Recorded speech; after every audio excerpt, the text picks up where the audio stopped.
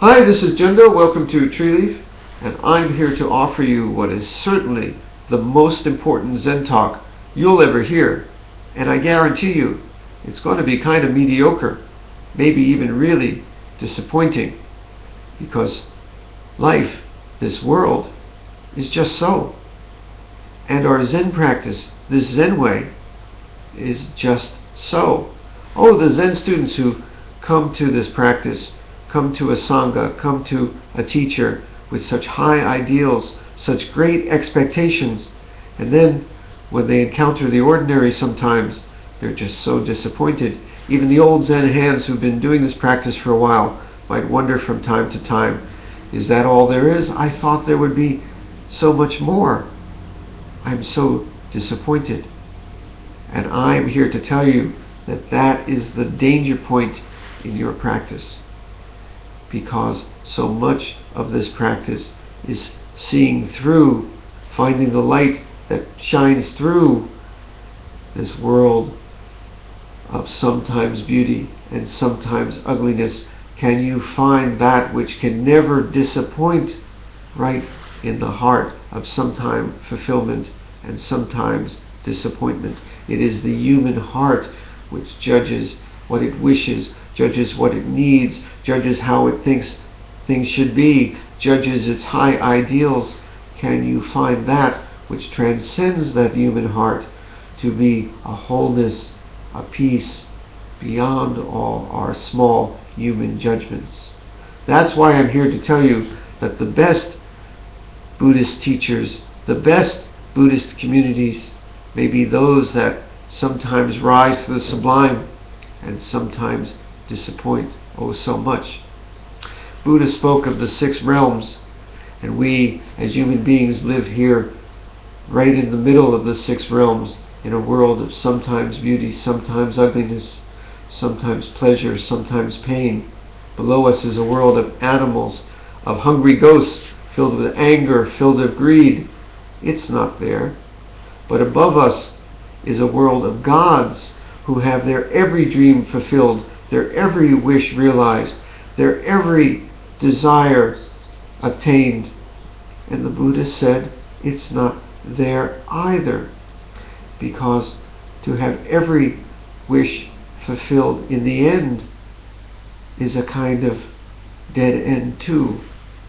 It is in this realm of the mixed bag where we find that which shines through both the sometimes beautiful and the sometimes ugly, the sometimes sublime and the oh so ordinary. And when we attain that peace that holds all the pieces, then we're on to something. There's an old koan about a Zen student who comes to a new teacher and he's kind of hesitant to come in. He's standing at the door. Is this place sacred or is it ordinary? Will I be inspired here or is it a waste of time?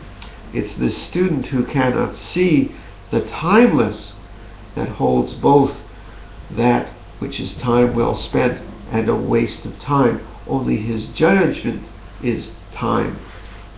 The teacher responds with a great Kats yell. And we're left to ask, is that Kats coming from a sacred place, an inspiration, or perhaps that day the teacher was just, going through the motions? The student says, "Oh, teacher, oh, so wonderful."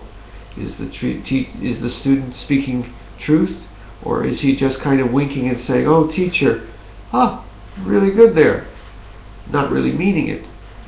It doesn't matter, because the true Katsiel is beyond all judgments of sublime or going through the motions.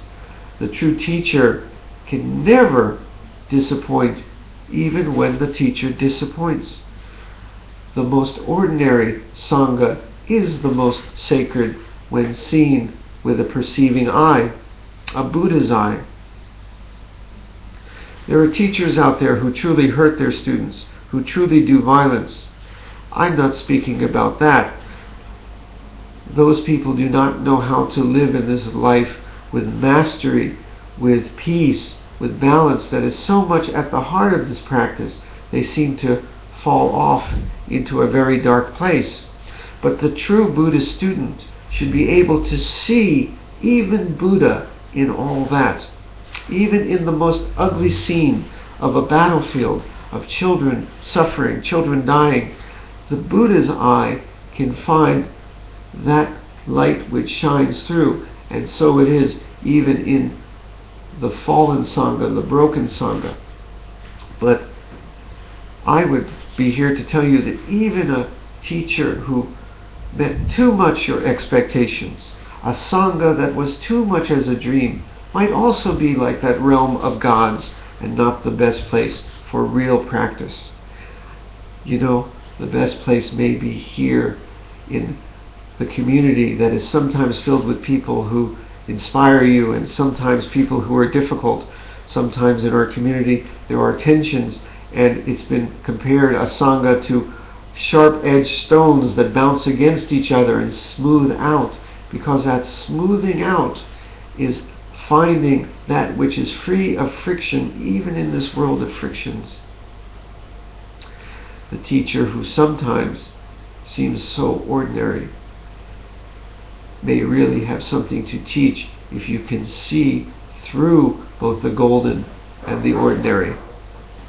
You know, I bet if you went back in a time machine and encountered the Buddha, and encountered the sixth patriarch, and encountered Dogen, you might be disappointed.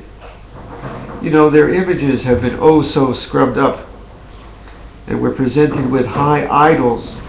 But the Buddha was just a man. These other teachers were just men. And I guarantee you, that's what you would find. But can you find beyond the human Buddha you would find?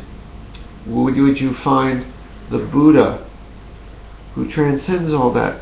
In the very human Dogen, or the sixth ancestor, you would find, would you find the real teachings that transcend all your judgments of a real authentic teacher and an all so disappointing human being? My daughter's coming. Even in your work, even in your family, even in your home, you'll find sometimes moments of great satisfaction and the sublime, and sometimes moments, sometimes people who will oh so disappoint, like your children, so beautiful, but so difficult sometimes.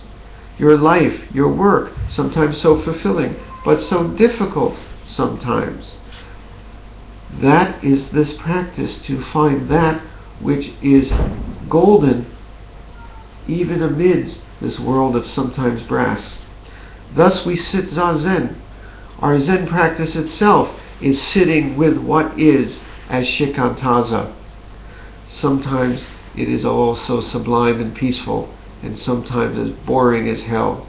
Sometimes our body just feels, oh yeah, in the zone, and sometimes it's all aches and pains. We sit with it all, because the jewel of this practice is all those shining facets. So you've heard my talk today, oh so mediocre. Was it a waste of time? Was it time well spent? Or can you hear the timeless? Shall we sit a very disappointing sitting with that?